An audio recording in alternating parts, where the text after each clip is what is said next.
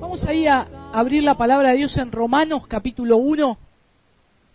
Este es el último mensaje que venimos hablando acerca de el Evangelio de Cristo, del propósito del nacimiento de Cristo que vino a este mundo y el propósito de enviar Dios al Salvador. Y esto tiene que ver con el Evangelio, la buena noticia. Y Romanos capítulo 1, versículo 16 y 17 es lo que hoy vamos a ver. Y esto es el tema central de lo que habla la carta de Romanos, de Pablo escribiendo a los romanos y hablándoles acerca del Evangelio. Y esto es, digamos, es una puerta para comenzar a hablar, Pablo empezar a desarrollar la doctrina del Evangelio. Y entonces es muy interesante estos dos versículos porque resumen casi toda la carta de Romanos capítulo 1, 16 y 17, todo lo que va a hablar luego, a partir del versículo 18 hasta todo el capítulo 11 y el capítulo 12, todo hasta el capítulo 16 es parte práctica, pero después todo doctrina. Y Romanos es una carta preciosa, excelente. No vamos a empezar a verla, estamos preparando para comenzar a ver Mateo, si el Señor nos permite, así que estamos viendo material para que también podamos ver a Cristo, pero hoy vamos a terminar viendo este último domingo del año lo que es el Evangelio, Jesús como Señor, que eso es el Evangelio. Vamos a orar para que el Señor nos guíe en su palabra y podamos sacar el máximo provecho para su gloria. Señor, te damos gracias, Padre, gracias por poder estar nuevamente aquí juntos, compartir tu palabra. Señor, gracias, queremos que nos hables a través de tu palabra, queremos exponernos a ella y que nos hables claramente, Señor. Te doy gracias, Padre, por acompañarnos en este último culto del año. Gracias por todo lo que has hecho. Gracias, Señor, por las pruebas. Gracias por las dificultades, como cantábamos, Señor, cómo vamos a recibir el bien de ti solamente y el mal vamos a rechazar. Señor, queremos darte gracias, tú eres bendito por los siglos y tú te estás perfeccionando en nosotros. Señor, creemos lo que dice tu palabra, que el que comenzó en nosotros, en cada uno de sus hijos, la buena obra la perfeccionará hasta el día de Jesucristo. Aliéntanos por medio de tu palabra hoy, y que podamos, Señor, renovar nuestra mente, renovar nuestro espíritu, el entendimiento por medio de tu palabra. Te lo pedimos en el nombre de Jesús. Amén. Amén. Bien, tienen ahí, hermanos Romanos, capítulo 1, versículo 16 y 17, dice Pablo: porque no me avergüenzo del Evangelio, porque es poder de Dios para salvación a todo aquel que cree, al judío primeramente y también al griego. Porque en el Evangelio la justicia de Dios se revela por fe y para fe, como está escrito, mas el justo por la fe vivirá. Mas el justo por la fe vivirá. Según Lutero, Romanos, el reformador Lutero, Romanos era para él el más puro evangelio. La carta de Romanos, él decía, esto es el más puro evangelio que yo puedo encontrar en la Escritura, que puedo leer.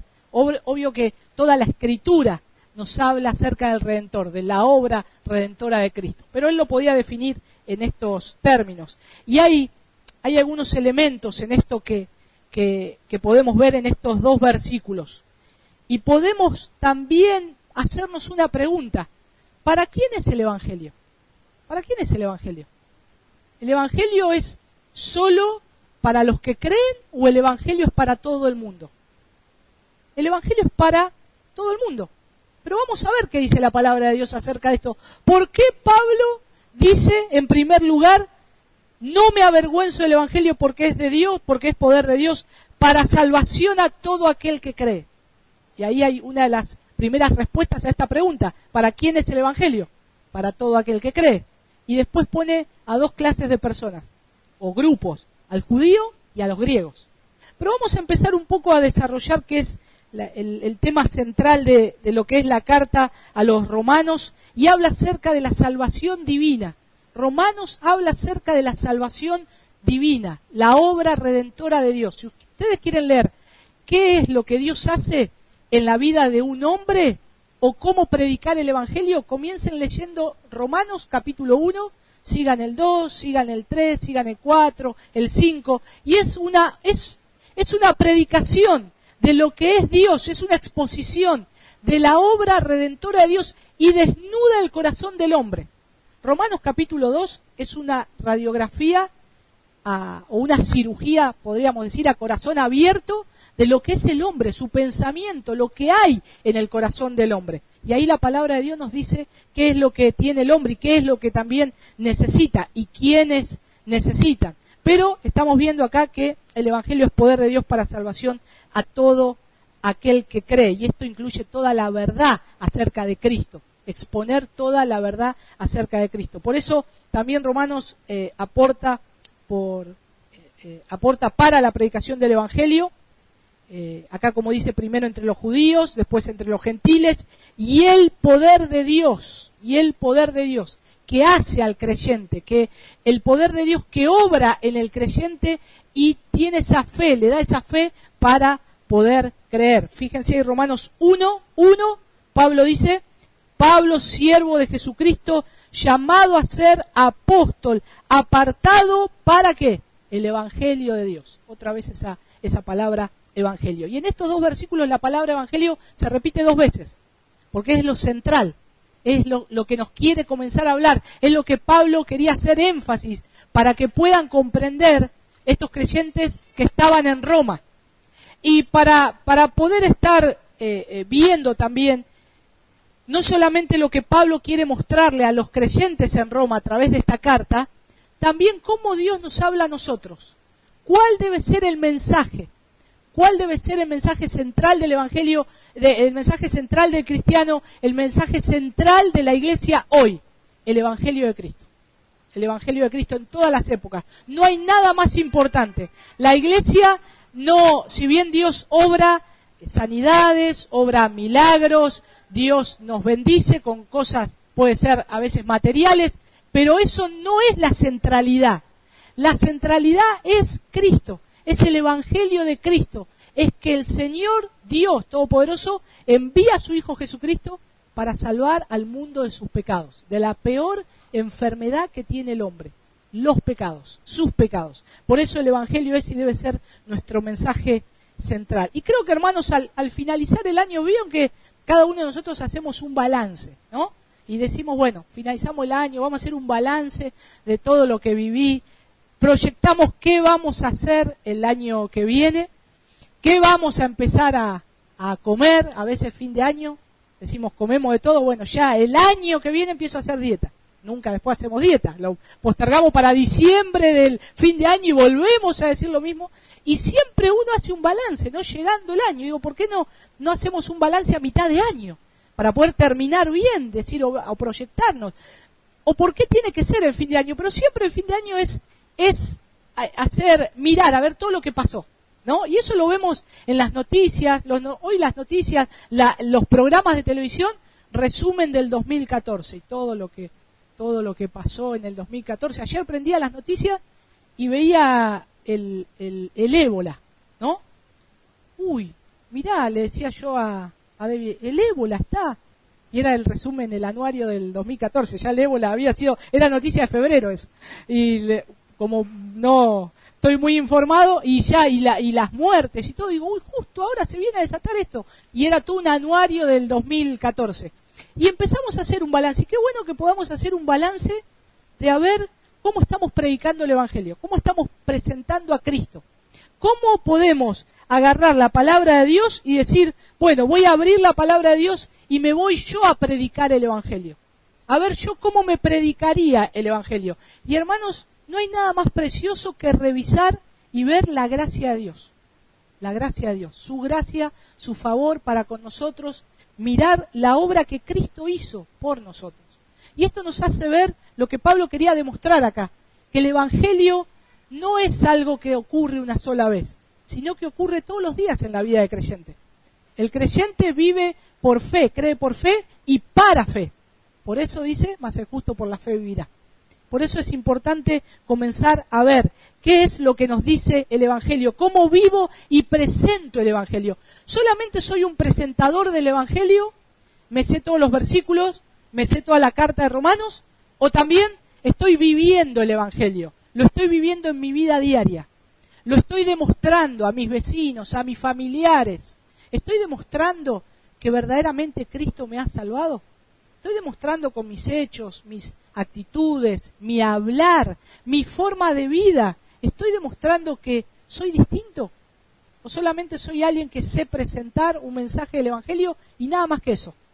Como dice John Piper, no, hermanos, no somos profesionales. No somos profesionales. El cristiano no es un profesional que viene y te dice lo que necesitas, un diagnóstico frío y se va. Vive su vida, vive el Evangelio, vive el ser cristiano cada día. Y con eso demuestra al mundo que verdaderamente Cristo está vivo. Y eso es lo que nosotros tenemos que revisar y es la puerta para poder comenzar y cómo debo hacerlo. Bueno, ¿cómo dice la palabra de Dios que debo hacerlo? Entonces, tenemos una necesidad del Evangelio. Pablo sabía que había una necesidad del Evangelio. En la iglesia primitiva había una necesidad del Evangelio.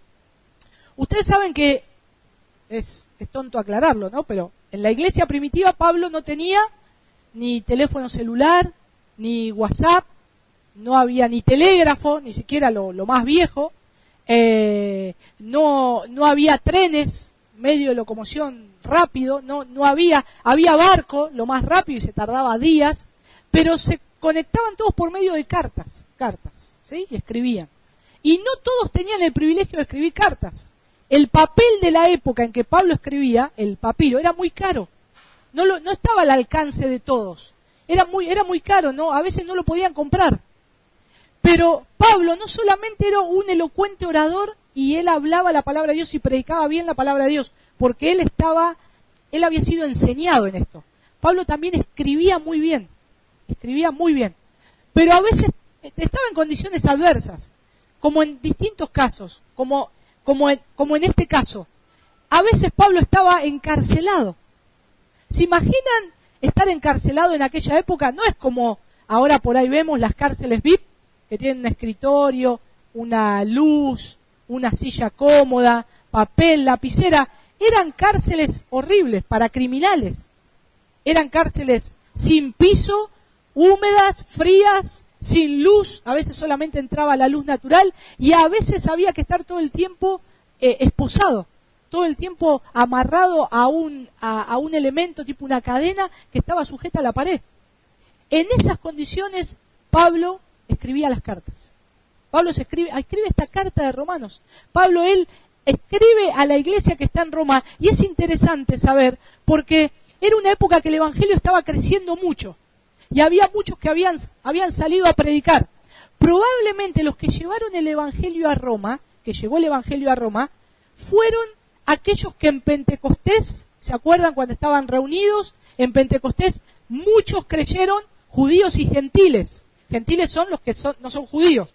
Creyeron en el Señor y posiblemente habían llegado con el mensaje del Evangelio a Roma. Ahora fíjense, Pablo tenía algo muy en claro. Sabía que si llegaba a Roma iba a llegar a todo el mundo. Era, uno podría decir hoy, un estratega.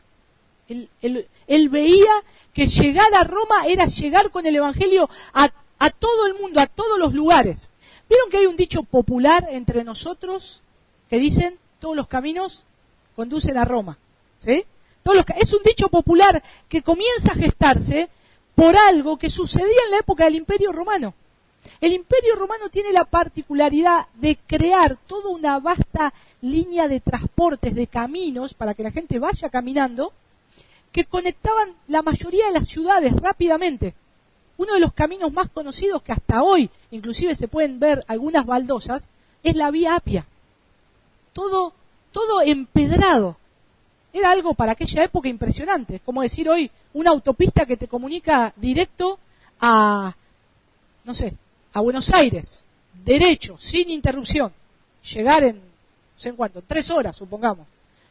Roma tenía esa particularidad, todos los caminos conectaban hacia el centro de Roma, porque Roma era una ciudad muy importante. En Roma estaba el gobierno, en Roma estaba toda la política, se gestaba toda la economía, toda la cultura, toda la sociedad. Hay otro dicho popular, que no sé si se acuerdan, y a mí no me gusta mucho, ¿no? Aunque yo soy de La Plata, pero no me gusta. Dice que Dios atiende en todas, Dios está en todos lados, pero atiende en Capital Federal. ¿No lo escucharon? Es, obviamente que es un error, completamente, pero ¿por qué está eso que uno cree que solamente todo converge hacia la capital de nuestra nación? Porque ahí está todo. Está la Casa de Gobierno, está la Presidencia, están los centros de atención médica, están todos, ¿no? Y entonces, a veces terminamos, sí, todos en Capital Federal, tenemos que ir allá, hacerse una operación.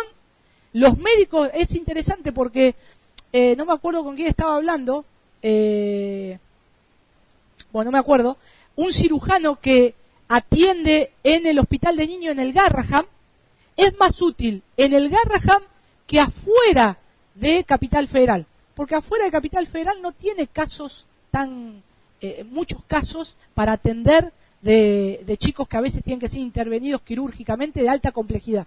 Entonces, la mayoría están en Capital Federal y alrededores. Imagínense que solamente Capital Federal tiene más de 1 millón de habitantes y conurbano bonaerense, tipo como La Matanza, cerca de por ahí, tiene 3 millones de habitantes, es un montón de gente. Entonces, todo converge ahí. Bueno, acá Roma era algo parecido. Todos iban a Roma, todo se gestaba en Roma. Entonces Pablo dice, yo tengo que llegar a Roma, yo tengo que predicar ahí, el Evangelio tiene que llegar ahí. Pero Pablo tenía algo muy claro, no solamente eso. Fíjense ahí un poquitito más adelante, rápidamente, no me quiero perder en detalles, Romanos 15:20. Romanos capítulo 15, versículo 20. Pablo tenía algo muy en claro. Él iba a predicar en ese lugar, pero dice, y de esta manera me esforcé, ¿lo tienen Romanos 15:20? De esta manera me esforcé a predicar el Evangelio, no donde Cristo ya hubiese sido nombrado, para no edificar sobre fundamento ajeno. Entonces, no solo Pablo veía a Roma como una oportunidad de llegar con el Evangelio a un montón de lados, sino que él lo iba a hacer no en donde ya Cristo fue predicado, sino en otro lado. No en otro lado. Pero otra vez nombra la palabra evangelio.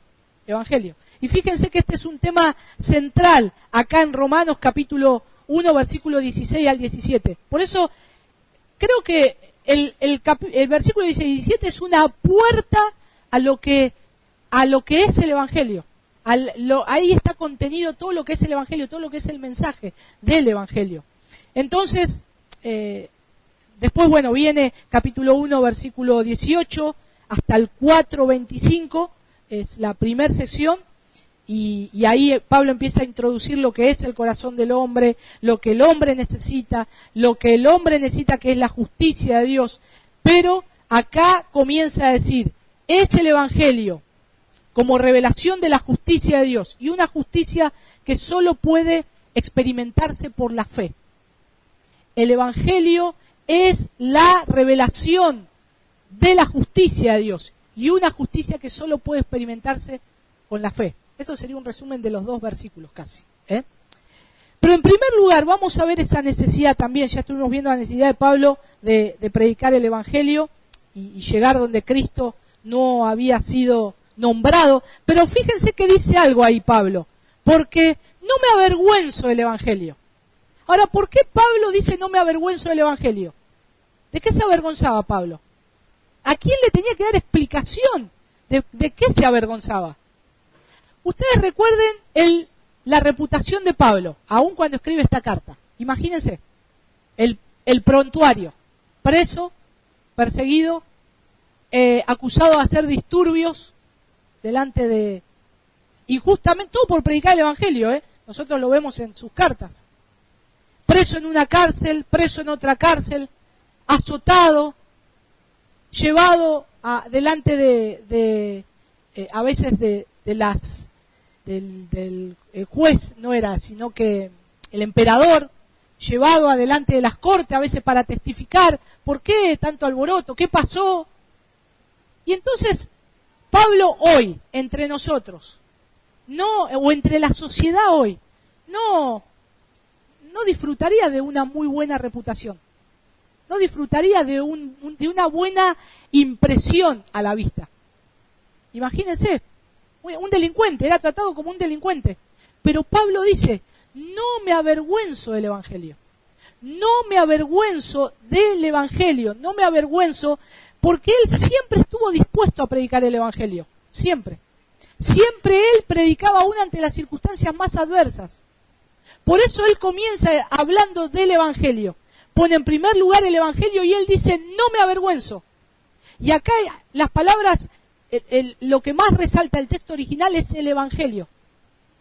El Evangelio no me avergüenzo. Y es el tema central del Evangelio. Pero Pablo decía, yo no me avergüenzo del Evangelio. Yo lo estoy predicando al Evangelio. Y es lo que él tenía en mente siempre de proclamar en todo lugar, el Evangelio de Cristo. Pablo podría contar su testimonio en todo lugar, lo podría hacer, tenía un testimonio impresionante. ¿Podría él orar y hacer milagros y que Dios haga milagros? Sí, lo podía hacer, como lo hacían los discípulos.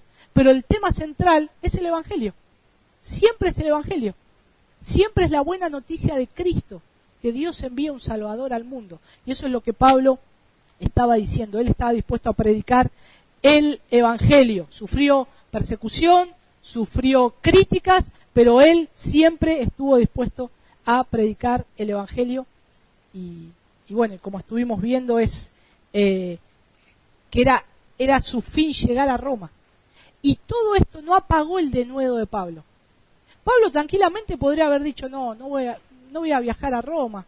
Hermanos, le escribo la carta, estoy fusilado, me apalearon, no puedo caminar, me pegaron en las piernas, en las manos, no puedo hacer nada, mi vista ya no da más. No puedo, perdónenme, hermanos, oren por mí y que Dios levante a otro hombre. Pablo tenía un denuedo, hermanos. Pablo tenía un denuedo. Tenía su teología, no solamente en Romanos, se ve una teología a partir del versículo 18, una teología solo de letras. Se ve, como dice Martin Lloyd-Jones, se ve una teología en llamas, encendida en el fuego del Señor. Y eso es lo que a nosotros nos debe mover, aún enfrente de todas las circunstancias y adversidades que tenemos en la vida. 2 Corintios 4, del 15 al 18. Un poquito para ver este denuedo de Pablo. 2 Corintios 4, del 15 al 18. Porque todas estas cosas padecemos por amor a vosotros, para que abundando la gracia por en medio de muchos, la acción de gracias sobreabunde para gloria de Dios. Por tanto, no desmayamos. Antes, aunque nuestro hombre exterior se va desgastando, el interior no obstante se renueva de día en día. Porque esta leve tribulación momentánea, imagínense, leve, hermanos, Pablo sin medicamentos, sin atención médica, todo roto, como diríamos hoy, dice, porque esta leve tribulación momentánea produce en nosotros un cada vez más excelente y eterno peso de gloria, no mirando nosotros las cosas que se ven, sino las que no se ven, pues las cosas que se ven son temporales, pero las que no se ven son eternas. Precioso. Esto, Pablo lo está escribiendo de una manera que dice, hermanos, miren, no es solamente mírenme a mí, todo lo que me está sucediendo a mí no es comparado con lo que va a venir, no es comparado con lo que va a suceder.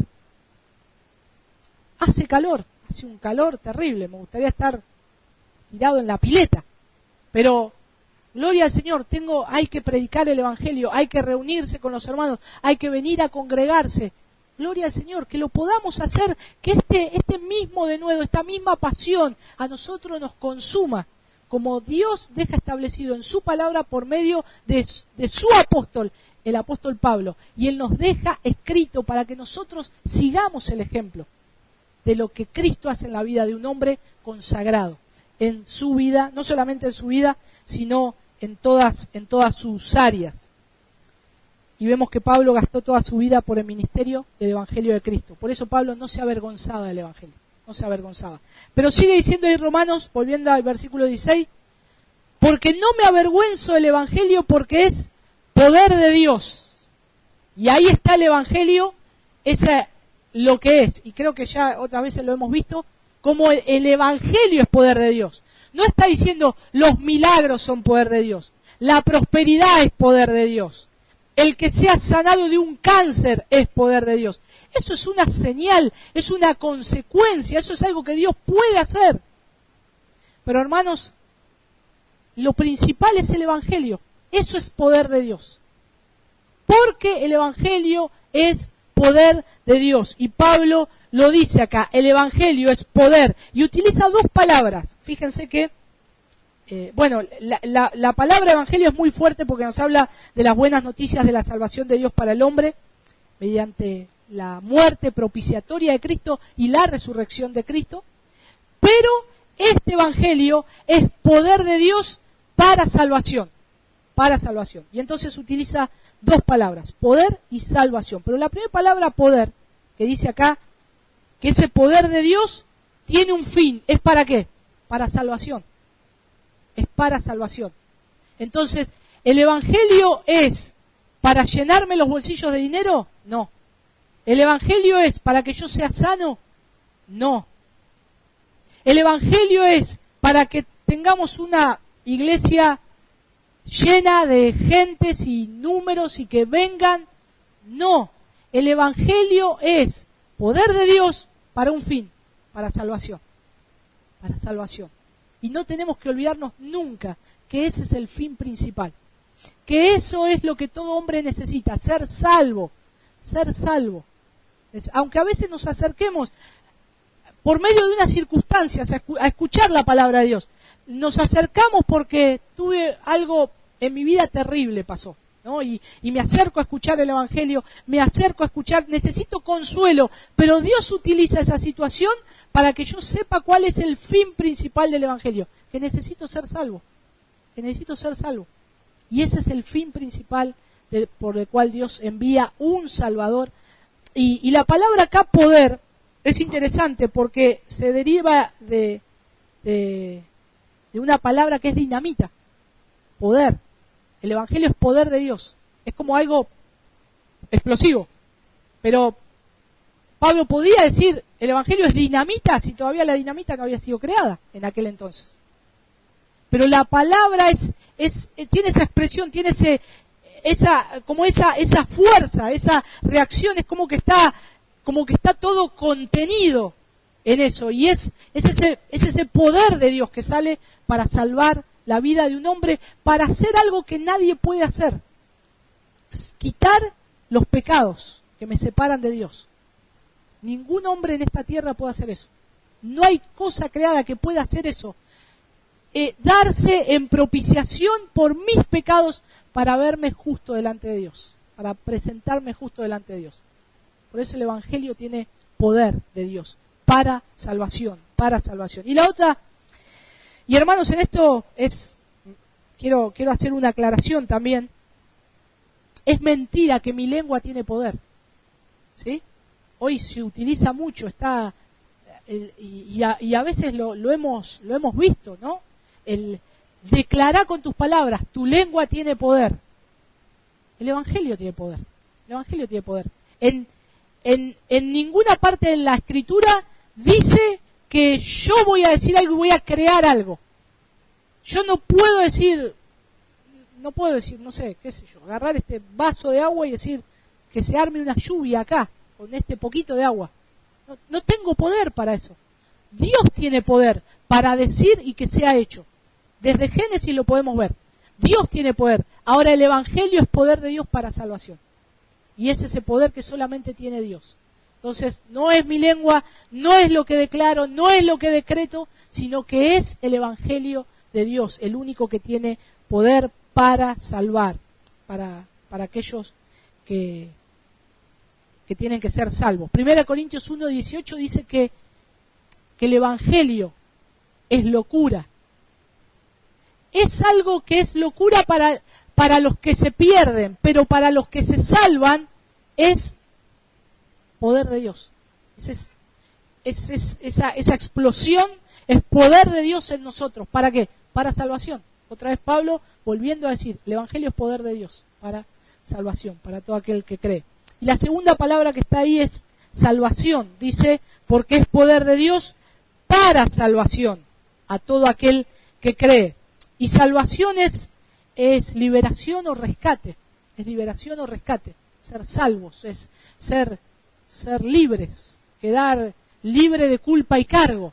Efectivamente, que en el caso nuestro somos culpables delante de Dios, delante de Dios estamos en una situación no difícil, yo creo que terrible, no podemos lavar nuestros pecados, necesitamos un Salvador. Bueno, el Evangelio trae salvación, y esa salvación es el rescate, y es la liberación, y la cual nosotros podemos gozarnos, y nos libra del poder de la perdición. Salvación de la ira de Dios, salvación de la ignorancia espiritual, salvación del pecado, salvación de tinieblas y de religiones falsas, salvación de la separación eterna de Dios. Éramos enemigos de Dios. Hoy lo cantábamos, enemigos de Dios. ¿Cómo puede ser que el hombre sea enemigo de Dios? Romanos 5. Justificados pues por la fe, tenemos paz para con Dios. Ahora que estamos justificados. Después el hombre vive en constante rebeldía contra Dios. Necesita el Evangelio. Necesita conocer el Evangelio. Ahora, acá hay otra palabra. Dice, porque es poder de Dios para salvación a todo aquel que cree. A todo aquel que cree. Y esta palabra cree, esto es confiar, apoyarse, tener fe. Y esto, hermanos, vuelvo a repetir esto y creo que tendríamos que repetirnos. Esto es algo que ocurre no solo una vez, sino que esta palabra cree está puesta en un tiempo que va ocurriendo, que ocurre, no solo en un tiempo pasado, sino en un tiempo presente. El cristiano cree en el Evangelio, pero a su vez todos los días está creyendo en el Evangelio. Todos los días él está creyendo, él está confiando, apoyándose. Y entonces la fe no solo es un acontecimiento histórico que sucede una vez, sino que es una condición perseverante y continua. Perseverante y continua. Esto es lo precioso y lo maravilloso de la gracia de Dios, que es algo que todos los días está ahí para nosotros. Y tenemos que agradecer a Dios y darle gloria a Dios por eso. Creer es la fe en la obra sobrenatural de Dios, en la vida del creyente, y esto es algo interesante, es un don gratuito de Dios. Como dice Efesios 2, 8 y 9, es un don gratuito de Dios. No es algo que yo me merezca, no es algo que yo pueda hacer por mis fuerzas, ganármelo por mis fuerzas, sino que es algo otorgado por Dios. Por eso cuando hablamos el Evangelio, tenemos que confiar en la palabra de Dios. Yo cuando predico el Evangelio, cuando le hablo del mensaje redentor de Cristo, ahí dinamita, es, Señor, la obra la haces vos. Acuérdense de Ezequiel, ¿vivirán estos huesos? Le pregunta a Dios a Ezequiel. Señor, tú lo sabes, son tan secos en gran manera. Y el Señor los hace vivir. Él, por el poder de su palabra, los hace vivir. Y entonces es lo que nosotros tenemos que saber, y nosotros tenemos que proclamar la palabra de Dios. El resto lo hace el Señor. El resto lo hace el Señor. Si yo puedo persuadir a alguien de que crea en el Evangelio, que tenga una buena oratoria yo para predicarle el Evangelio, gloria a Dios. Pero yo sé que el Evangelio es poder de Dios, no mis palabras. No mis palabras. El Evangelio es poder de Dios para salvación a todo aquel que cree. Y esto es un don gratuito de Dios. Y fíjense que cuando creemos ocurren tres cosas. En nuestra mente, en nuestra vida emocional y un cambio que hay en nuestra conducta. Sí o sí. Aquella persona que cree en el Evangelio, y nosotros lo podemos decir, damos testimonio, ocurren estas tres cosas. Hay un cambio de nuestra mente, el Señor obra en nuestras emociones y hay un cambio en nuestra conducta. Ya lo que nosotros antes nos agradaba, ahora no nos agrada más. Y este es el poder de Dios del Evangelio. Y esto es lo que Dios hace en la vida de una persona. Y esto es lo que Dios hace. No es como deje de fumar. te sacan el cigarrillo, decís no fumás más, o Alcohólicos Anónimos, deje de tomar el vaso de agua, se tome el vaso de agua y ahora ya no bebo más, vaso de agua. Pero esa persona después comienza a tener otras adicciones. Y entonces cambia una adicción por otra. Y entonces eso es algo que tiene que haber un cambio en la persona, tiene que conocer que está pecando contra Dios. Por eso todo hombre tiene que saber que ha transgredido la ley de Dios, que está pecando constantemente contra Dios. Entonces nosotros tenemos que ver que tiene que haber un cambio completo en nuestra vida, y el Evangelio lo hace. El Evangelio hace un cambio en la mente, entiende el Evangelio y la verdad acerca de Cristo. Cuando le hablamos el Evangelio a una persona, tenemos que hablarle de Cristo. ¿Por qué Cristo vino al mundo? ¿Por qué? ¿Cuál es la obra de Cristo? John MacArthur dice que le predica a las personas, a veces cuando se encuentra ocasionalmente o a familiares, le dice, ¿alguna vez escuchaste el Evangelio? Y muchos dicen sí. ¿Me podés explicar qué es el Evangelio? Y cuando el otro quiere explicarle qué es el Evangelio, no, a veces no sabe cómo explicarle qué es el Evangelio. Entonces él le dice, ¿me permitís que yo te explique qué es el Evangelio? Y empieza a hablarle de Cristo, lo que Cristo vino a hacer. Y ahí es una estrategia, podríamos decir, ¿no? Para poder empezar a hablar a alguien de Cristo. Es una buena manera de poder comenzar hablándole a otro de Cristo, del Evangelio, lo que Dios hace en la vida de una persona. En segundo lugar, les dije que es algo emocional.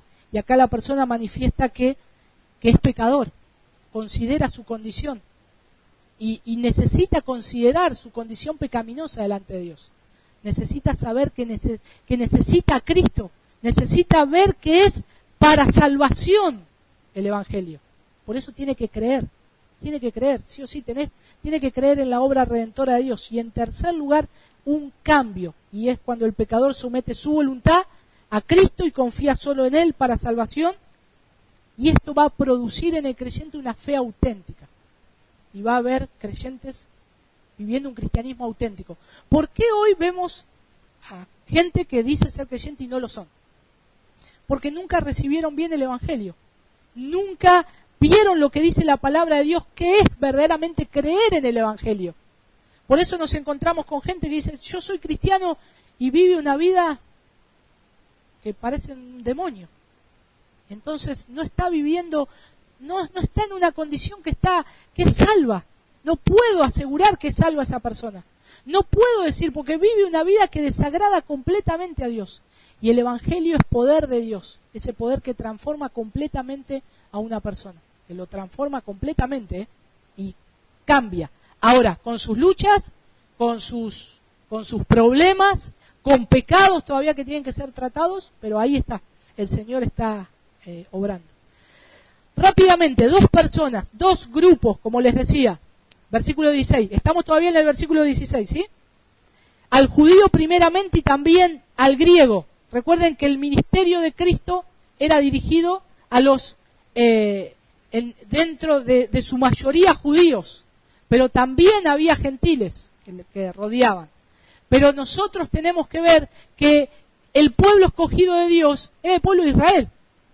Entonces Dios escoge una nación para su propia gloria, pero a su vez el mensaje del Evangelio es para todo aquel que cree. Por eso lo pone en primer lugar, es para todo aquel que cree, al judío primeramente. Y no porque esto digamos, los judíos van a ser los primeros en entrar al cielo, son los primeros, no, tuvieron la gracia de poder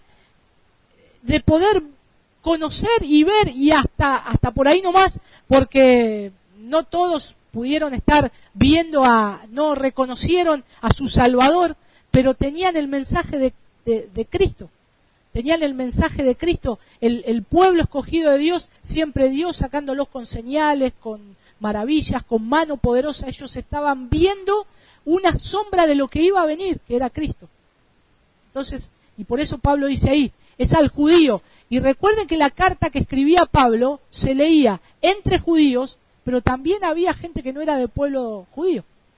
Por eso entonces dice, al judío primeramente y también al griego. Pero acá no es un orden de prioridades, ¿eh? No es que que los judíos son primeros. Pablo no estaba diciendo los judíos son primeros. No, a ellos este evangelio, esta salvación de Dios, se les fue anunciada. A ellos, primeramente ellos lo vieron. Ellos vieron cómo Dios obró. Pero no solo a ellos, sino también a los griegos, a los gentiles, a los de muchas nacionalidades que habían sido instruidos y educados también por los griegos. Y entonces esto más se usa con la palabra gentiles. Y ahora ya entramos en el versículo 17. En el versículo 17. Entonces, versículo 16. Porque no me avergüenzo del evangelio, dice Pablo, porque es poder de Dios. Resaltando, evangelio es poder de Dios, para salvación a todo aquel que cree, al judío primeramente y también al griego. Hermanos, en este versículo entramos nosotros también, pues nosotros que hemos creído en Cristo, el Señor se ha revelado a nosotros por medio del evangelio. Y ha sido poder de Dios, porque nos ha transformado y nos sigue transformando. Gloria a Dios por eso. Versículo 17, de vuelta. ¿Por qué? Dice.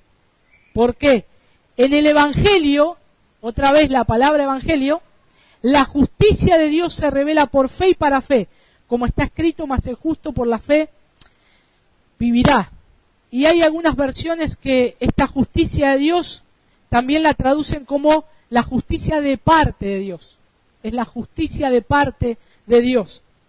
Y encontramos que también esto es, el tema de la justicia es un tema principal en el Evangelio. Entre los reformadores, desde San Agustín, Lutero y Calvino, ellos tenían diferentes opiniones tal vez acerca de la carta de Romanos. Uno decía que hablaba acerca de lo que es el poder de Dios, otro decía, no, yo acá veo la justicia de Dios, y generalmente, bueno, entre Lutero y Calvino opinaban lo mismo, la justicia de Dios, pero creo que acá el tema central, nosotros que tenemos la palabra de Dios ya escrita, completa y revelada, el tema central de Romanos y de estos versículos es el Evangelio. Es el Evangelio. Es lo que Pablo quería decir. Es lo que el texto quiere decir. Como que la palabra Evangelio nos salta a la luz en el texto este. Y después a lo largo de todo Romanos se va conectando la justicia de Dios con la fe, y eso es el Evangelio. Y entonces siempre es el Evangelio, es la buena noticia de Dios, pero siempre se está hablando acerca de la justicia de Dios. La palabra justicia aparece 30 veces en Romanos, y justificación también. Entonces, en la carta de Romanos vamos a leer muchas veces justicia, justificación, y esto tenemos que ver qué significa la palabra justicia, y encontramos que la misma raíz griega es justificado, es justificar a alguien.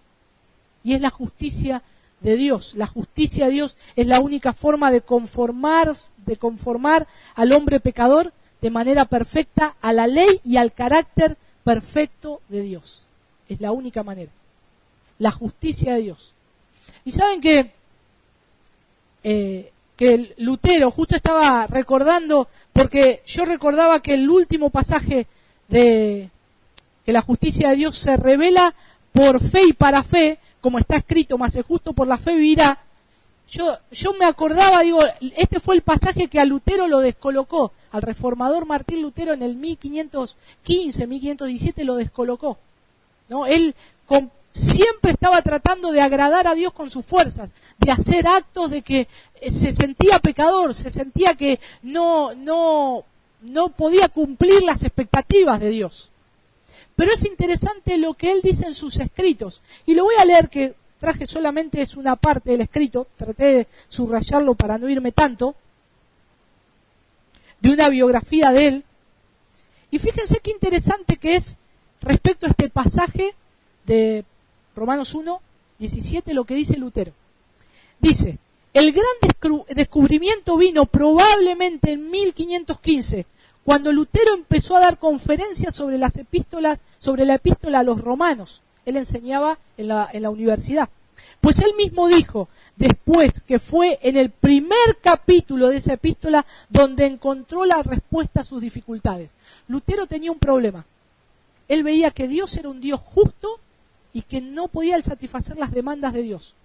Entonces, él llegó a un punto a odiar la justicia de Dios. Él lo dice. Yo yo no quiero un Dios justo. Sería bueno que Dios dijera en su palabra que no es justo. Y ahí yo estaría más tranquilo. Pero al encontrar que Dios es justo, entonces, ¿qué hago? Yo soy culpable delante de Dios. Y eso lo perseguía Lutero y creo que es algo que a nosotros al hombre lo persigue, la justicia de Dios, ¿no? Estar mal delante de Dios.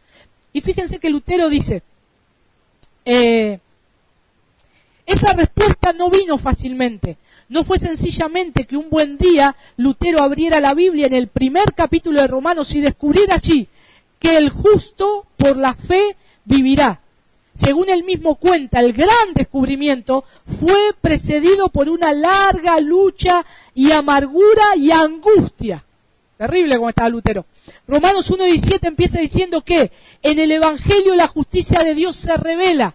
Y es como está ahí en nuestras Biblias, ¿no? Porque en el Evangelio la justicia de Dios se revela. Según este texto, el Evangelio es revelación de la justicia de Dios.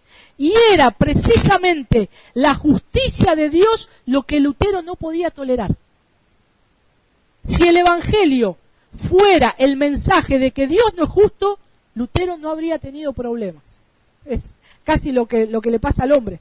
Pero este texto relacionaba indisolublemente la justicia de Dios con el Evangelio. Estaba unido la justicia de Dios con las buenas nuevas, el Evangelio del Señor Jesucristo. Según Lutero cuenta, él odiaba la frase la justicia de Dios. Él odiaba la frase la justicia de Dios. Y estuvo meditando de día y de noche para comprender la relación entre las dos partes del versículo que, tras afirmar que en el Evangelio la justicia de Dios se revela. Y acá es algo interesante, porque fíjense que en el texto del versículo 17 dice que en el Evangelio, la justicia de Dios se revela. Entonces, si borráramos la palabra justicia, ¿cómo se revela el Evangelio? ¿Cómo se revela al hombre el Evangelio? Sí o sí tienen que caer en la justicia de que Dios es un Dios justo. De que el hombre verdaderamente está en problemas delante de Dios. Verdaderamente tiene que ser justificado. Dios es un juez que va a bajar su martillo un día y va a decir condenado por toda la eternidad. Entonces, llegamos, es como quien dice, estamos entre la espada y la pared, ¿no? Y estamos con la justicia de Dios. Por eso Lutero luchaba. Concluye diciendo que el justo por la fe vivirá. La respuesta fue sorprendente. La justicia de Dios no se refiere aquí, como piensa la teología tradicional, el hecho de que Dios castiga a los pecadores. Se refiere más bien a que la justicia del justo no es obra suya, sino que es un don de Dios. Y eso, cuando Lutero entendió que la justicia no es porque yo tenga que hacer obras y méritos para satisfacer a un Dios que demanda justicia, no es algo que yo tengo que hacer por mis méritos, que es una gracia de Dios, es un don de Dios, dice lo siguiente Lutero: la justicia de Dios es la que tiene quien vive por la fe, no porque sea en sí mismo justo o porque cumpla las exigencias de la justicia divina, sino porque Dios le da este don. Y eso fue para Lutero como decir, me saqué un peso de encima. Fue una carga que tenía por años descubrir que es una gracia de Dios, que la justicia de Dios es satisfecha porque Dios es el que concede al pecador la salvación. Dios es el que concede al pecador el creer en Él para salvación. La justificación por la fe no quiere decir que la fe sea una obra más sutil que las obras buenas y que Dios nos pague esa obra. Quiere decir más bien que tanto la fe como la justificación del pecador son obra de Dios, don gratuito. Y dice que, finalizando en consecuencia, continúa comentando Lutero acerca de su descubrimiento. Fíjense lo que dice Lutero cuando descubrió eso. Sentí que había nacido de nuevo y que las puertas del paraíso me habían sido franqueadas. Las escrituras todas comenzaron un nuevo sentido. Impresionante. Es liberador. Liberador. Entonces, por eso, hermanos, las escrituras, por eso cuando tenemos esta frase de la justicia de Dios, hay algo que Lutero sigue resaltando acá. Dice que la justicia de Dios no me llenó más de odio, como él antes pensaba, sino se me tornó indeciblemente dulce en virtud de un gran amor. Es el resumen de lo que es la justicia de Dios.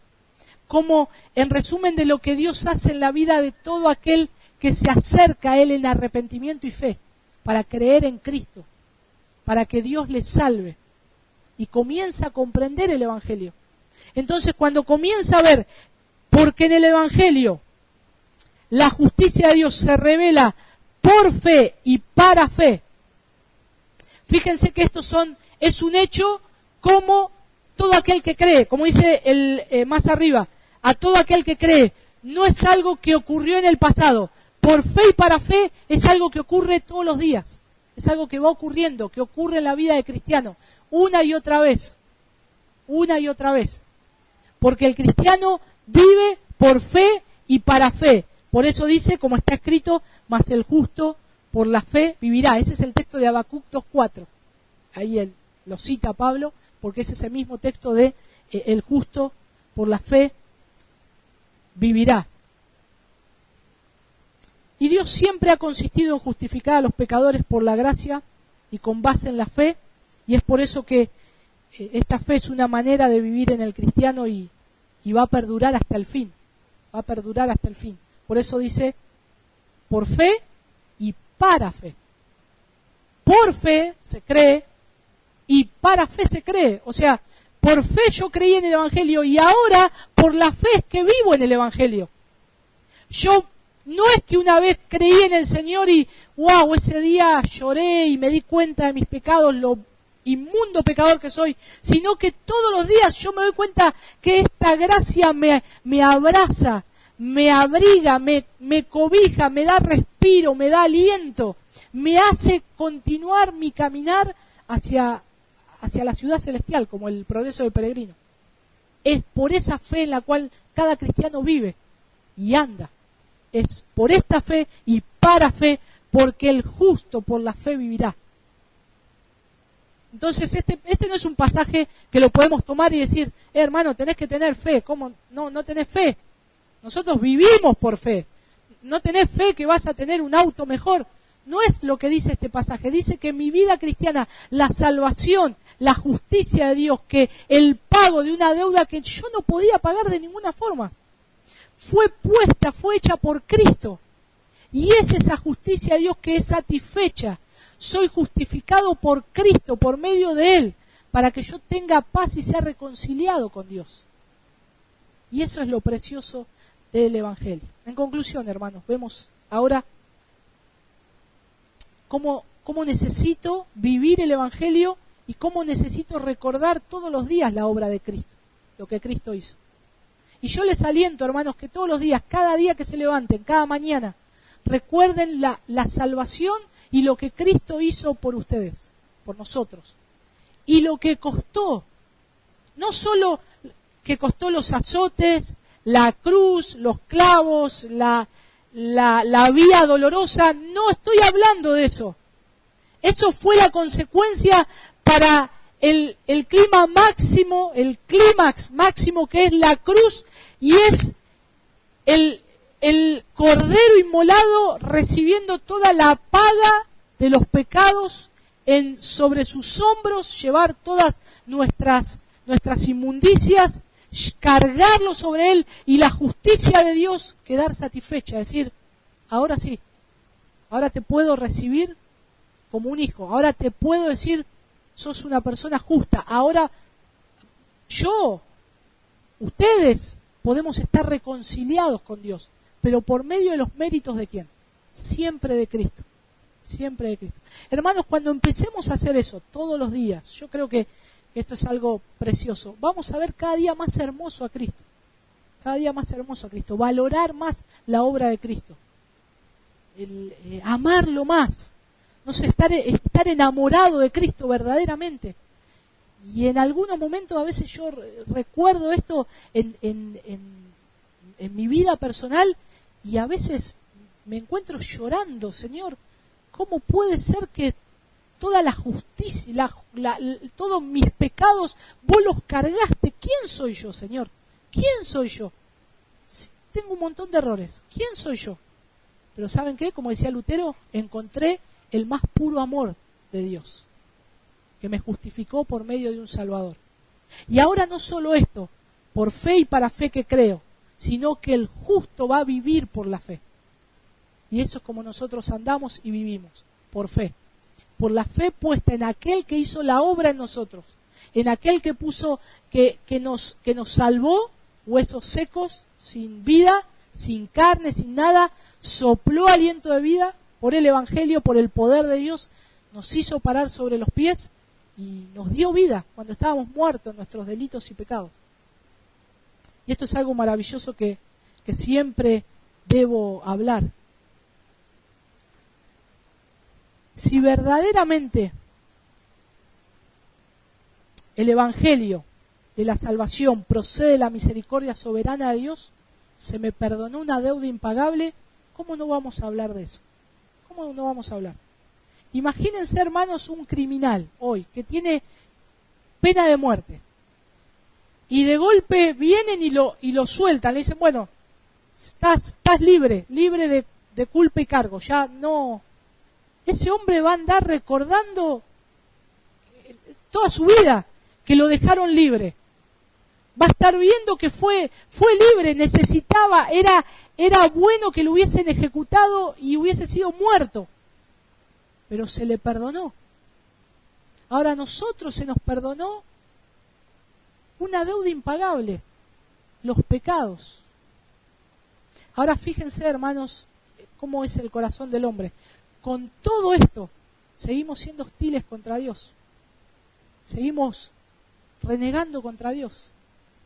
Y eso es algo que Dios, la misericordia de Dios, ¿no? La paciencia de Dios, la tolerancia de Dios, de todavía soportar y demostrar su amor. Entonces me hace glorificar a Dios por dos razones. Primero, porque no estoy en el grupo de aquellos que todavía están renegando contra Dios, sino que Él me salvó por su gracia, porque podría ser como ellos, pero Dios me salvó por su gracia y aún dándole gloria a Dios por la paciencia y misericordia que todavía espera que muchos procedan al arrepentimiento. Procedan al arrepentimiento. Lo más precioso del Evangelio es que es una buena noticia, verdaderamente es una buena noticia. Y por eso Pablo en estos dos versículos lo resumen con la palabra el Evangelio y la justicia de Dios que tiene que ser satisfecha. La única forma de que la justicia de Dios tiene que ser satisfecha es por medio de Cristo, es por medio de Cristo, es por medio del Salvador. Y es lo que nosotros tenemos que predicar.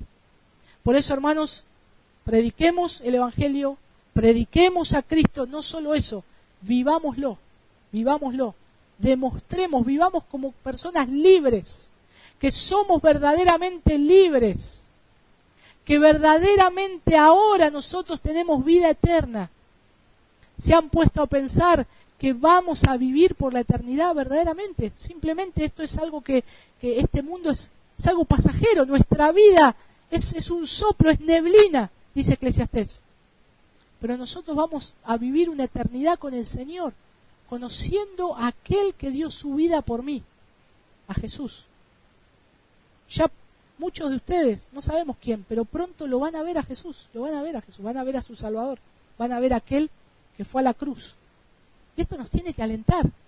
Por eso Pablo dice, no miro ahora lo que me está pasando, la condición que yo estoy ahora, miro lo eterno, miro lo porvenir. Y que nosotros podamos confiar en Cristo para salvación y que podamos vivir cada día en esa salvación y en esa gracia que una vez nos fue dada a cada uno de nosotros. Vamos a orar. Señor, te damos gracias, Padre, por tu gran amor y misericordia. Gracias, Señor, porque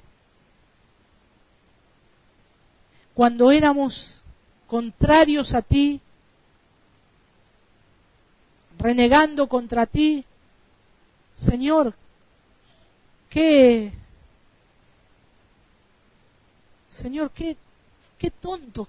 tonto que era, Señor, al estar tratando de estar yendo en contra tuya.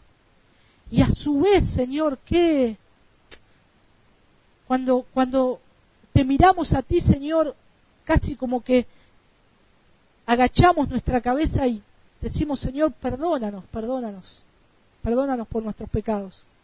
Perdóname, Señor, por mi pecado. Perdóname, Señor, por mi maldad. Señor, ayúdame a creer en ti, Señor, ayúdame cada día a creer en ti, Señor, ayúdame a poner mi confianza en ti, Señor, porque tú eres verdaderamente mi Salvador, y no es algo, Señor, romántico que se canta, sino que es algo vivo en el cual yo puedo ir a la cruz y mis cargas y lo que, Señor, yo llevaba en los hombros es, Señor, destruido, soy libre y ahora, Señor, yo puedo mirarte a ti y puedo caminar por fe y puedo vivir por fe porque tú me sostienes y porque tú, Señor, completarás la obra preciosa en mi vida. Oh, Señor, te ruego, Padre, que por mis hermanos, Señor, si, Señor, hoy hay acá entre nosotros, Señor, aquellos que han puesto su fe en ti, Señor, y están viviendo, que los ayudes a vivir cada día más enamorados de ti, Señor, mirando la gracia, la obra redentora de Cristo, en el Evangelio contenido es poder de Dios.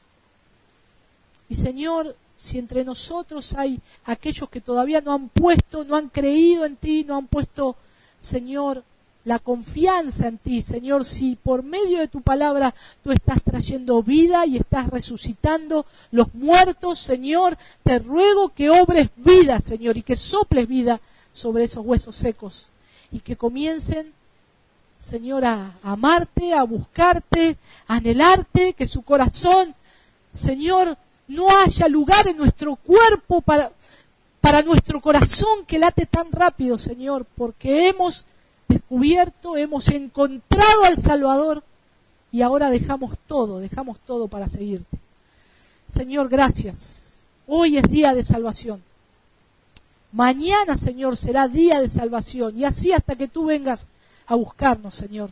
Te damos gracias por tu palabra, porque esto es lo más importante que puede tener hoy el mundo, Señor, tu palabra. Señor, nunca va a pasar y es por medio de tu palabra que nosotros vivimos y creemos y andamos, Señor. Ayúdanos, Señor, a fortalecernos entre nosotros. Gracias, Padre, por este tiempo. Te pedimos todo esto en el nombre de tu Hijo Jesús. Amén.